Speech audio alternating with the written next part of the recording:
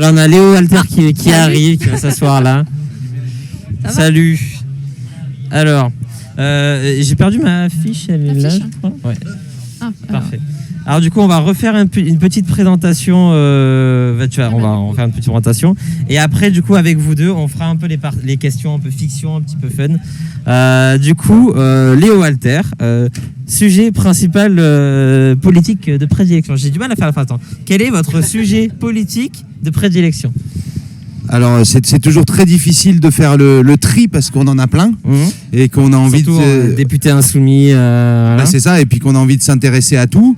Après, moi, professionnellement, je viens du monde de l'éducation. D'abord de l'éducation populaire, de l'animation, BAFA, BAFD, l'éducation populaire, les CMEA, etc. Donc, j'ai un tropisme important du côté de l'enfance et de la jeunesse. Je suis à la commission culture-éducation à l'Assemblée nationale. D'accord, oui. Et puis, quand j'ai été élu le 20 juin, j'étais encore la veille directeur d'école en milieu rural. Donc, ces deux points-là, l'école, les services publics et les services publics d'éducation en particulier, et puis la ruralité. Et ces deux sujets qui se recoupent parce que l'école rurale est quelque chose de très important, souvent très oublié. Et donc, s'il faut choisir vraiment un sujet de prédilection, ce serait celui-là. Bah super. Et du coup, tu viens d'où ? Moi, je viens des Alpes de Haute-Provence. Alpes de Provence, d'accord. Tu es né dans les Alpes de Haute-Provence ? Absolument pas. Tu es né où ? Moi, je suis né à Amiens. Ok. Comme François Ruffin, comme Emmanuel Macron. Oui. Voilà, donc je suis né, j'ai grandi à Amiens. Après, j'ai passé ma vie de jeune adulte et ma première vie professionnelle en région parisienne. D'accord. Où je travaillais dans des mairies pour des services justement jeunesse, enfance, etc. Et puis après, j'ai déménagé à Marseille. En 96, j'ai vécu 13 ans à Marseille, où j'ai été... c'est bien ça, Marseille. Voilà. J'habite pas à Marseille, mais j'habite à côté de Marseille. T'habites où ? J'habite à Aubagne, moi. Aubagne, d'accord. 50 ans de communisme, tramway gratuit, tout ça. Bon, maintenant, c'est 2 ans deux mandatures de LR, mais... Ouais, je connais bien Aubagne. Ouais.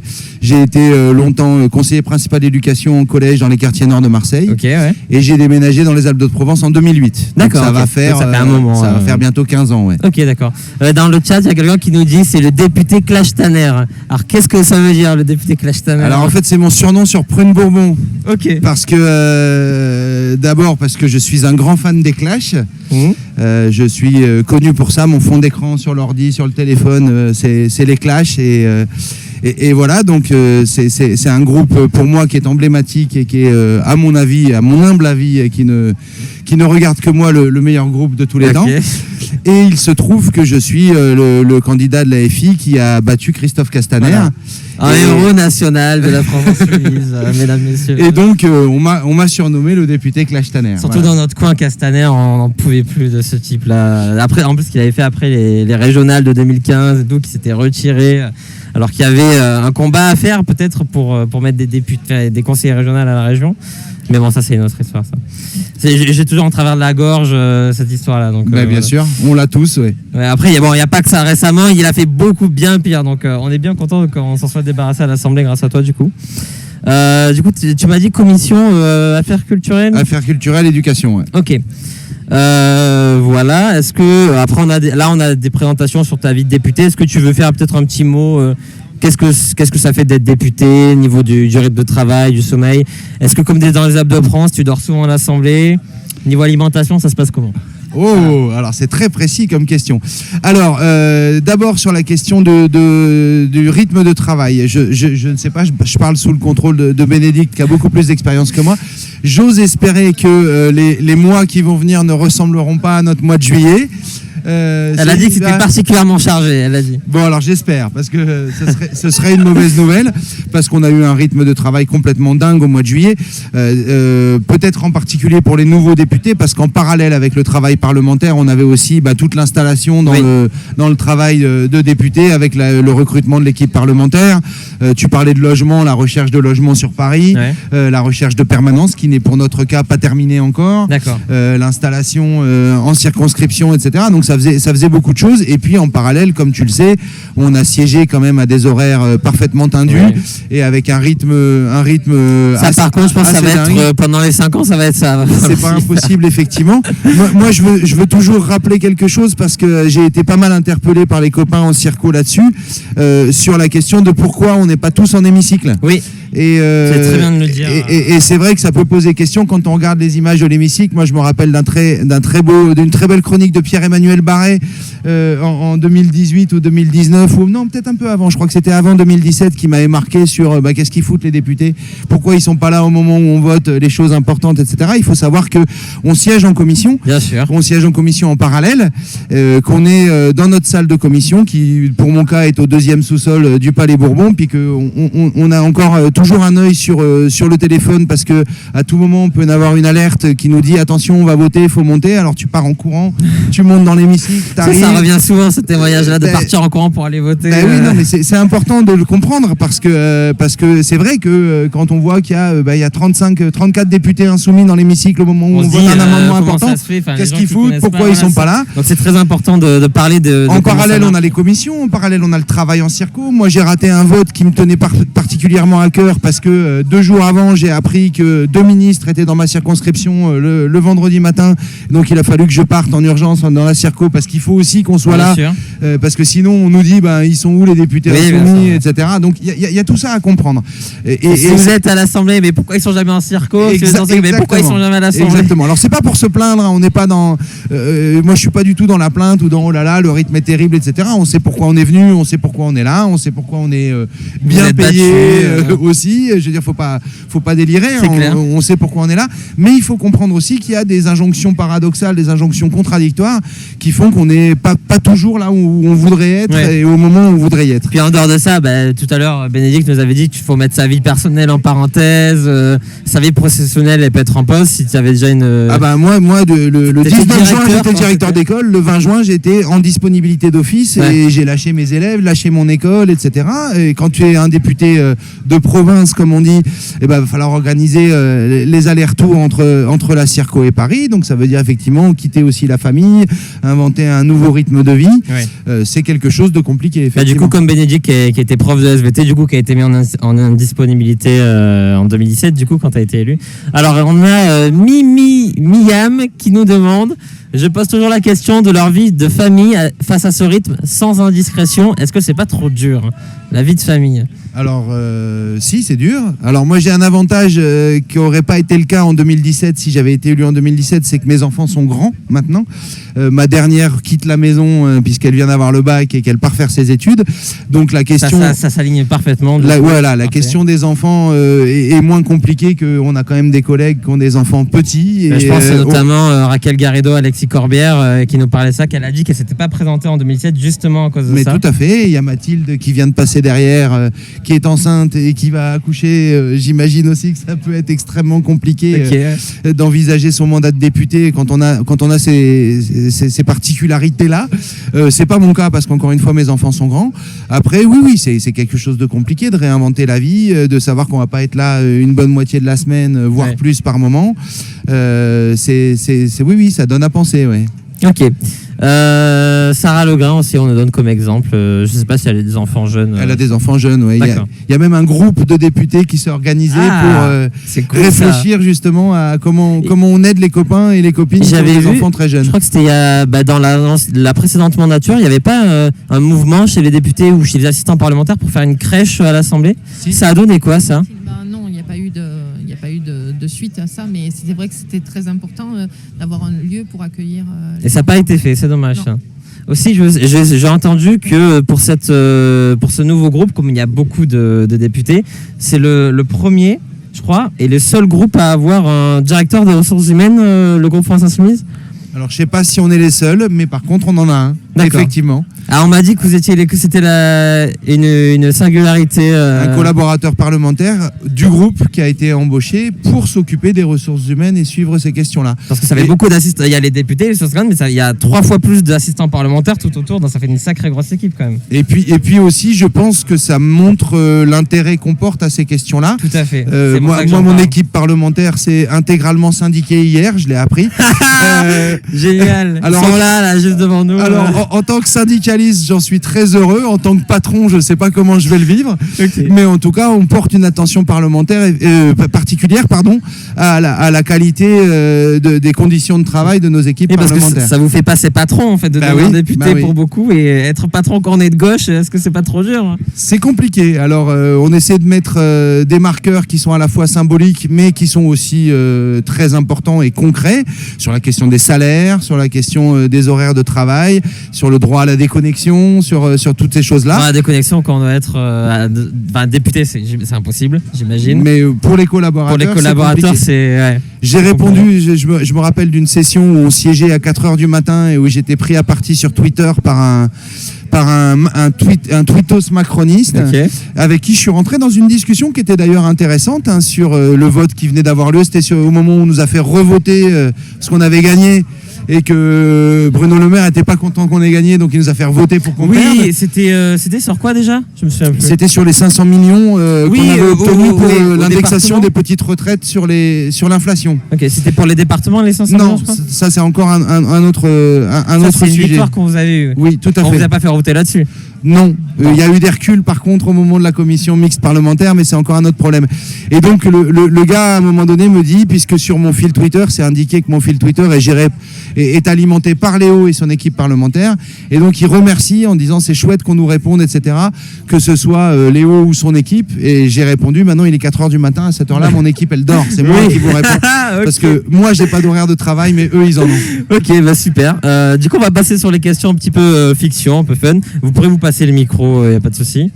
Alors du coup, première question, c'est si vous pourriez avoir un seul super pouvoir, lequel serait-il? Alors vous pouvez répondre en tant que personne ou en tant que parlementaire, c'est vous qui voyez. Un super pouvoir.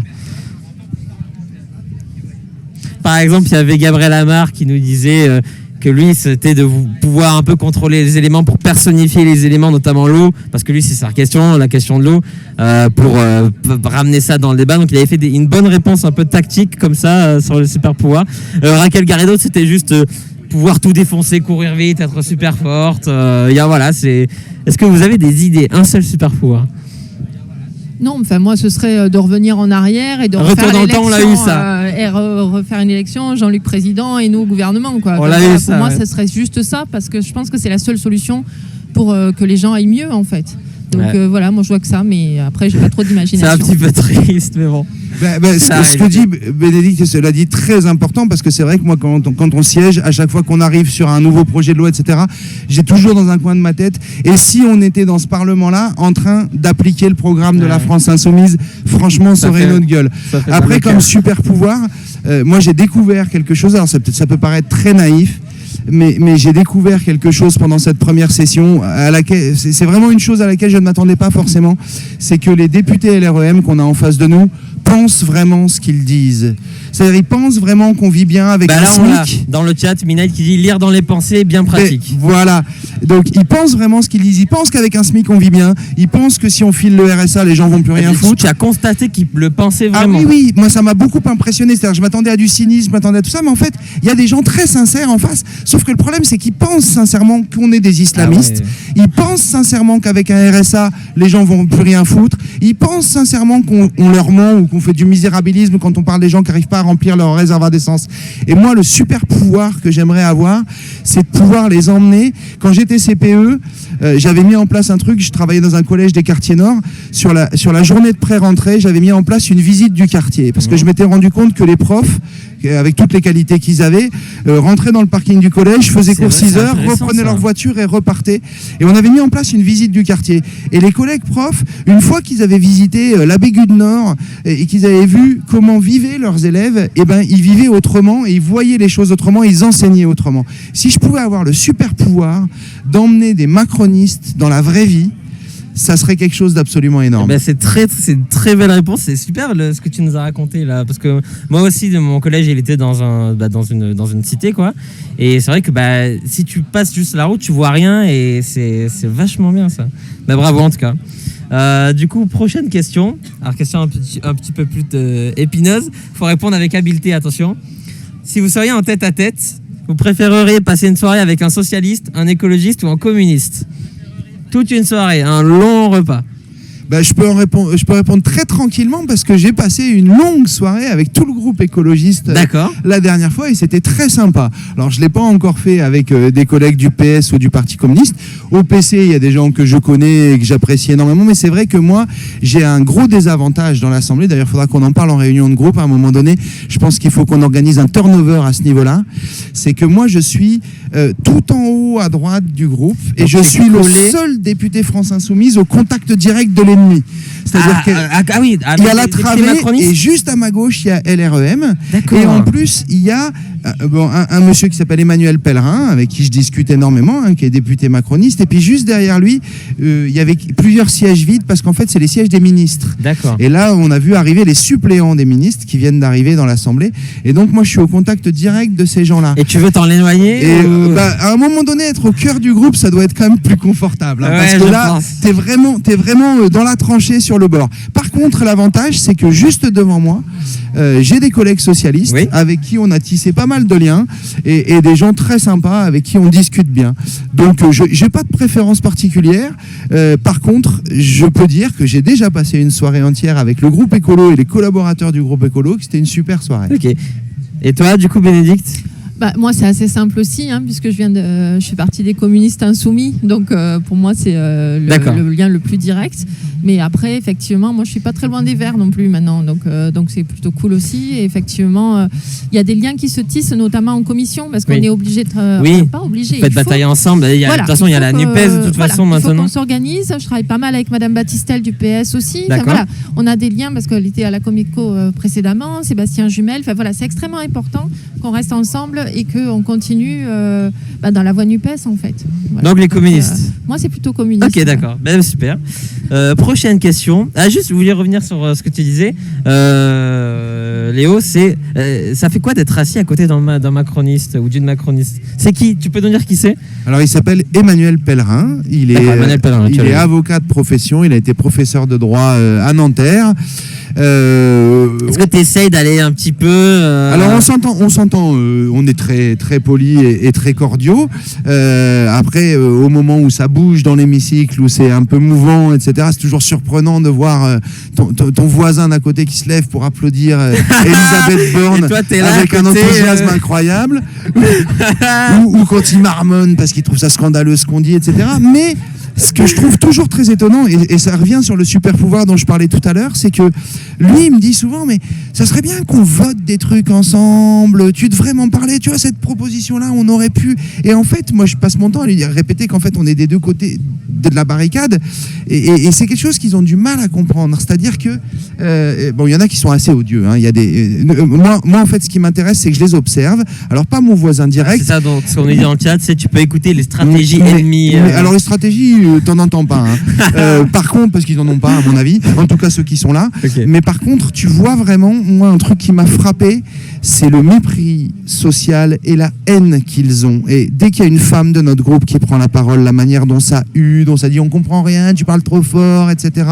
Dès qu'il y a des personnes un peu emblématiques de notre groupe, comme François Ruffin, comme Daniel Obono, qui prennent la parole. Il n'aime pas François Ruffin. Ou Mathilde, maintenant, qui est en première ligne. Et d'ailleurs, moi, un truc qui me fait plaisir, même si je trouve ça affreux ce qu'elle vit, c'est que les copains qui me disaient, tu sais, les copains qui te disent ouais, moi j'aime bien la FI, j'aime bien votre programme, mais Mélenchon quand même c'est un problème, etc. Là ils viennent me dire, les copains en circo, ah ben tiens, c'est peut-être pas Mélenchon le problème, parce que quand on voit ce que Mathilde Panot prend dans la gueule et la manière dont elle est agressée sur ses prises de parole, etc. En fait, et moi ça fait des années que je leur dis, perspective les choses, c'est clair. Ça fait des années que je leur dis que Jean-Luc, s'il en prend plein dans la gueule, c'est parce que c'est notre porte-drapeau qu'il est devant, mais même etc. dans tous les autres pays du monde où il y a peut-être des représentants qui sont un petit peu plus calmes que Jean-Luc, ils s'en prennent autant dans la gueule, mais bien sûr, parfois plus, ça peut arriver. Et donc pour te répondre sur cette question-là, être à côté d'eux, d'abord ça permet de les observer, Et franchement, c'est pas joli à voir. Mais vraiment, hein, c'est-à-dire qu'on dit que les violents, c'est nous. On dit que les gueulards, c'est nous. Et ben, sincèrement, moi, je suis pile au milieu. Je peux te dire que les horribles, c'est eux. J'ai pu le voir directement. J'étais allé à l'Assemblée dans les gradins en visite publique. C'était au moment de la loi, c'est des secrets des affaires. Et c'est là où Ruffin avait pris la parole et il avait fait sa citation de Spider-Man et qui, moi, me parle de ouf parce que j'ai grandi avec ça. Donc j'étais grave content d'être à ce moment-là dans l'hémicycle quand Ruffin était à la tribune pour dire ça. Et juste en dessous de moi, il y avait 2 députés macronistes qui marronnaient, qui étaient hyper méprisantes avec lui parce qu'il avait cité du Spider-Man alors que, tu vois, et ça m'a dégoûté, quoi. Bref. Non, ils sont violents. Moi, j'en ai vu imiter l'accent de Rachel. J'en ai vu. Enfin, c'est affreux. C'est affreux. Et tu sais, c'est cette violence qui. Moi, je compare toujours ça avec la chemise d'Air France. C'est-à-dire que nous, on déchire la chemise du mec d'Air France, et donc on est les violents, on est les horribles, etc. Mais ce type-là, il a acheté 480 familles dans la misère, il a détruit un site industriel français, etc., etc. Ça, c'est une violence qui ne se voit pas, c'est la violence des conseillers d'administration. Sauf que là, moi, je suis au contact direct de ces gens-là, et je vois leur violence. Et c'est une violence qui est bourgeoise, qui est bien installée, qui est presque polie, et puis qui est par en dessous, tu sais, qui est un peu dégueu. En tant qu'ancien CPE, ça va te parler. Tu sais, t'es dans la cour de récré et t'as ce gamin qui vient faire chier l'autre jusqu'à ce que le mec lui mette un pain. Oui, et après, alors le mec, celui qui lui met un pain, il va finir en conseil de discipline. Mais celui qui a provoqué, on est vraiment dans cette situation-là. C'est-à-dire qu'ils passent leur temps à provoquer, à huer, à dire des saloperies. Et quand nous, on réagit puis que la colère monte, moi, tu parlais de François Ruffin, je me rappelle de cette séance terrible où il en est arrivé à voter contre sa propre proposition de loi et où, au bout d'un moment, il était tellement outré par ce qui se passait qu'effectivement ça monte et il devient effectivement un peu violent dans les termes et tout ça, et immédiatement il y a la bourgeoisie bien pensante qui lui dit: Monsieur Ruffin, on ne crie pas en commission, votre attitude est inacceptable, etc. Et c'est la jurisprudence Jean-Luc Mélenchon, hein, c'est la manière dont on vient l'agresser, puis quand il s'énerve on peut dire: ah bah tiens, c'est Mélenchon, il s'énerve. Exactement, ok. Prochaine question, du coup, donc c'était pour Super Pouvoir, toi c'était t'avais dit quoi, dire revenir dans le temps, et toi c'était lire dans les pensées un peu. C'était arriver à les transporter dans notre monde. Exactement. Donc voyager entre les dimensions, on va dire. C'est ça. Okay. C'est ça.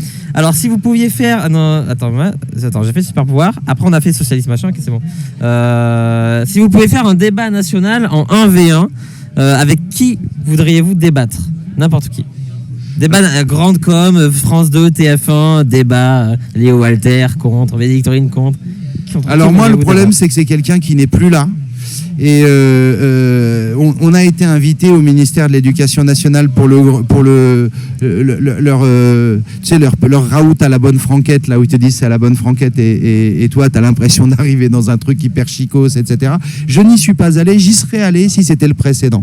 C'est-à-dire que pouvoir confronter Jean-Michel Blanquer à l'intégralité de ses mensonges, à la violence qu'il a fait peser sur l'institution à laquelle j'appartiens, à l'école, aux gamins, et pouvoir lui dire pointer un par un ses mensonges, pointer un par un les moments où il a fait des choix qui ont détruit l'école publique, ça aurait été un immense plaisir. Pape Ndiaye, c'est pas intéressant. On l'a auditionné en commission. T'as un espèce de robot très affable qui te balance des éléments de langage. Quelle que soit la question posée, il apporte la même réponse. C'est pas intéressant. J'aurais pas envie de débattre avec un type comme ça. Blanquer, aller le confronter, ça aurait été un vrai plaisir. Ok. Et toi, Bénédicte, comme t'es prof Blanquer aussi, ça te parle Non, moi c'était plus quelqu'un au niveau de l'agriculture en fait. Alors politiquement, ce serait la ministre, mais Lambert en fait, Christian Lambert, parce que franchement, il nous envoie dans le mur là en termes de questions écologiques, en gestion de l'eau. Donc c'est le ministre actuel de l'écologie. Ouais, ou plutôt la FNSEA. Ce serait bien quand même de leur montrer qu'ils nous envoient dans le mur, qu'ils polluent, qu'ils consomment l'eau. Enfin voilà, il y a un autre modèle qui est envisageable, et je pense que c'est sur ça qu'il faut aussi qu'on axe notre les fermes-usines, tout ce qui nous présente comme sur l'alimentation, tout ce qui nous font manger. Enfin voilà. On est dans la bonne période en plus pour ça. En fait, les gens voient que tout se recoupe entre la sécheresse, la spéculation, la guerre, et tout ça. C'est ça. Donc en fait, moi c'est plus quelqu'un sur cette thématique-là. Quelle est la personne, selon vous, la personnalité publique, pas forcément politique, la plus nocive pour les débats publics en France? Alors, bon, Emmanuel Macron, c'est une bonne réponse de Bénédicte, je pense. Après, moi, je suis toujours effaré par le comportement, alors c'est peut-être mon tropisme service public, mais par le comportement de certains journalistes, et en particulier journalistes politiques ou des grandes matinales du service public. Parce que quand c'est sur CNews, quand c'est sur... voilà, on sait quoi, c'est CNews, c'est l'ennemi, voilà, on sait pourquoi ils sont là, on sait par qui ils sont payés. Mais sur le service public, moi, la matinale de Salamé de Morand, le comportement d'un certain nombre de ces personnes-là, les questions posées sur France Info TV le dimanche matin, c'est insupportable. Mais c'est vraiment insupportable. Choisis quelqu'un. J'ai pas envie d'avoir une tête de Turc, mais et puis en plus ça, tout de suite qui me vient à l'esprit, ça va être une femme et ça m'ennuie. Gabriel Amar avait dit Sonia Mabrouk. Ça peut être une femme, si c'est des fachos compatibles, ça reste des fachos compatibles. Alors moi je parle pas trop des fachos compatibles parce que de la même manière dans l'hémicycle, si tu veux, ça va être terrible ce que je vais dire, mais je trouve moins terrible le RN que LREM. Parce que le RN, c'est bon, on sait qui on a en face, c'est le fascisme, c'est l'ennemi depuis toujours. On sait quel est leur projet de société, on sait quel est leur programme, et on sait que depuis la guerre d'Espagne et même avant, voilà, on est dans une tranchée, ils sont dans l'autre, et que c'est un combat, et on sait pourquoi. C'est moins dangereux, et ça m'angoisse moins, moi, que LREM, sous leur dehors bien élevé, poli, bourgeois, joliment sapé, etc., qui sont, à mon avis, beaucoup plus nocifs pour la société, ne serait-ce que parce qu'ils gouvernent, alors que le RN ne gouverne pas pour le moment, et puis parce que ils embrayent sur le RN, ils sont dans une course à l'échalote avec le RN au niveau sécuritaire, au niveau immigration, au niveau petites phrases racistes, etc. Sauf que eux, quand le RN dit ça, ok, c'est le RN qui le dit, mais là, c'est le gouvernement, c'est ceux qui nous dirigent, ce sont ceux qui nous dirigent, et ce sont soi-disant des gens de centre droit, voire pour certains de centre gauche, qui banalisent. Enfin, je reviens à Blanquer, je suis désolé, hein, ça pour le coup, tu parlais de tête de Turc, c'en est une. Okay. J'aime pas cette expression d'ailleurs, tête de Turc, et je m'en excuse immédiatement. Quand il a parlé de wokisme, d'islamo-gauchisme avec Vidal, etc., c'est pas pareil que quand c'est Le Pen qui le dit. Quand c'est Le Pen qui le dit, c'est Le Pen qui le dit. Mais quand ce sont des ministres du gouvernement en place et d'un gouvernement qui se prétend ni de droite ni de gauche, je trouve ça beaucoup plus grave. D'accord, donc plutôt quelqu'un du service public ou alors du gouvernement. Ouais. Ben, choisis quelqu'un. Bon, moi je vais faire comme la présentatrice de Blast, Darmanin. Darmanin. On l'a eu aussi, Darmanin. Et toi, du coup, Bénédicte? Non, moi, ça rejoint ce que dit Léo, mais c'est vraiment Macron qui a changé toute la politique et qui a légitimé le Front National. Et on parlait du RN, du Front National, ouais. Le salut nazi, c'est quand même un député En Marche, quoi. Donc c'est là où, moi, Macron, là où ça me fait peur, c'est qu'il a poussé les gens dans leur retranchement et qu'on se retrouve avec 89 députés RN à l'Assemblée, quoi. Ouais. Et c'est lui qui est responsable de ça et qui est en train de négocier, entre guillemets, en douce pour faire passer... leur politique. Et donc, moi, je trouve que c'est extrêmement dangereux. Oui, c'est parce que surtout, ces dernières années, l'électorat du RN n'a pas tellement que ça augmenté, il me semble. Moi, ce que je trouve, c'est que la parole se libère vraiment dans l'espace public et qu'on entend des choses qu'on n'entendait pas précédemment, ça a légitimé la parole du Rassemblement national. Et Marine Le Pen, elle passe pour une gentille, quoi. Elle élève ses chats... Enfin voilà, et tout ça, c'est à cause de la politique de Macron, de mon point de vue. Hein. Et c'est désespérant, en fait. Parce qu'on se rend compte que l'extrême droite, elle progresse, et que le seul responsable, à mon sens, c'est Emmanuel Macron. Ok. Dans le chat, il y a quelqu'un qui dit, donc Théma Rinata qui dit: je comprends l'idée, mais non, le RN n'est pas moins dangereux par rapport à l'RN. Alors c'est pas ce qu'ils ont dit, mais c'est qu'ils pensaient qu'ils étaient pire parce que justement c'est LREM qui, en fait, c'est comme si tu avais que le monstre c'était le RN, et tout le monde est d'accord là-dessus, et c'est le gars qui ouvre la cage et qui lâche le monstre qu'il faut combattre avant qu'il le fasse. Donc c'est ça qu'il voulait dire.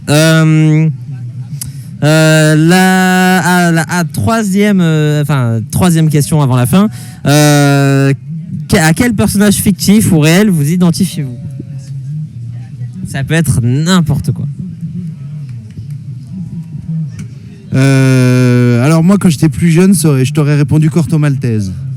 J'ai d'ailleurs encore Corto Maltese tatoué sur l'épaule. Il a un peu mal vieilli. Je lis beaucoup moins Pratt aujourd'hui, mais voilà, le personnage de Corto, cette espèce de pirate anarchiste qui se balade un peu partout et qui participe, mais un peu en spectateur, un peu sur le bord à toutes les révolutions du XXe siècle. C'était un personnage qui était extrêmement central pour moi. Après, moi, le personnage politique qui pour moi reste un exemple et c'est Alexandre Jacob, que peu de gens connaissent peut-être. Je connais pas. C'est un militant anarchiste de la fin du 19e siècle. C'est celui qui a inspiré le personnage d'Arsène Lupin par la manière incroyable dont il faisait ses cambriolages, mais c'est un type qui a fait des cambriolages dont d'une audace incroyable et d'une intelligence incroyable, mais dont tous les bénéfices étaient reversés, excusez-moi, c'est moi, étaient reversés à la cause anarchiste et réinvestis dans la cause anarchiste. Et puis après, il a été arrêté. Il y a eu un procès qui s'est passé à Amiens en 1905, qui a été un procès où il a réussi à transformer son procès en procès de la société, en procès de l'accaparement capitaliste. Et les minutes du procès d'Amiens sont quelque chose d'incroyable. Et il a été envoyé au bagne à Cayenne. Il a passé 28 ans au bagne, dont plus de 20 ans, je crois, à l'isolement au cachot. Il a écrit des lettres depuis son cachot qui sont des modèles d'humanisme incroyable. Et puis quand il a été libéré, il est rentré dans le sud de la France. Et là, ça rejoint l'autre coin où il s'est fait appeler Marius et où il est devenu colporteur. Colporteur anarchiste en se baladant sur les marchés, etc. Et puis il a décidé qu'il en avait marre et il s'est suicidé. Il a décidé de mourir dans la dignité et il a laissé un petit mot où il dit vous ne pouvez pas savoir comme ça fait plaisir de partir en faisant la nique à la vieillesse. Il y a 2 bouteilles de rosé à côté de la panière, buvez à ma santé. Wow. Et pour moi, ce type, dans tout son parcours, il a tout bon d'un bout à l'autre. Et c'est suffisamment rare. Jusqu'à la fin, droit à l'euthanasie. Et puis avec des thèmes qui sont d'une actualité brûlante.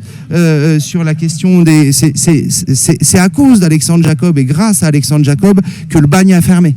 Parce que c'est autour de lui que s'est fédérée la lutte contre les conditions indignes du bagne, etc. Donc la question de l'incarcération et des conditions carcérales, la question du droit à mourir dans la dignité, la question de la lutte contre le capitalisme et du réaccaparement. Lui, il disait, c'est pas moi qui vole, c'est vous, etc.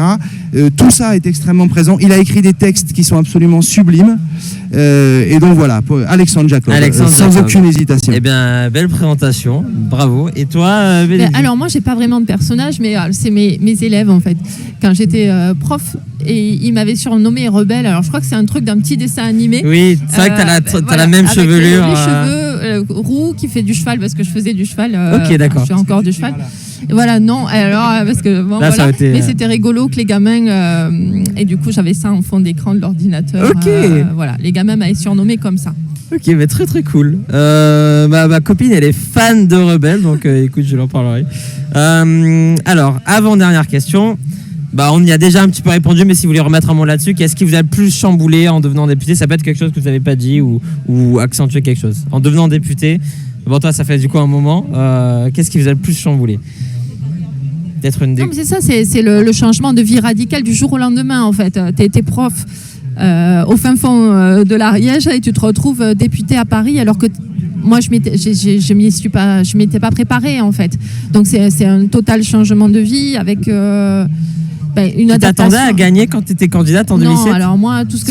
Sur 677, 17 et tu gagnes. Oui, et puis moi, j'avais jamais été élue nulle part. Je ne m'étais pas présentée avant, à part en position non éligible sur une liste régionale. Voilà, il n'y avait aucune raison que je sois élue dans un département qui n'avait jamais été... qui a toujours resté socialiste. Même eux, ils en sont parvenus, quoi. Et moi, quand ils avaient déjà, le LREM avait déjà prévu tout ce qu'ils allaient faire, etc., son logement.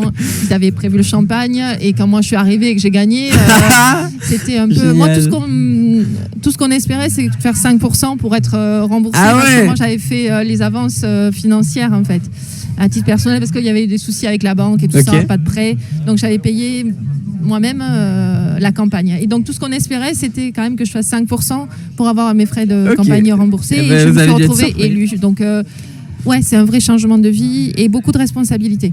Okay. Et ça aussi, par rapport aux gens qui ont voté pour nous, être à la hauteur. Et c'est pas forcément facile, quoi. T'es prof et tu deviens député, t'as pas toute la culture. Moi, j'ai pas fait Sciences Po, prof de bio, quoi. Bah, bravo. Et toi, du coup, Léo ?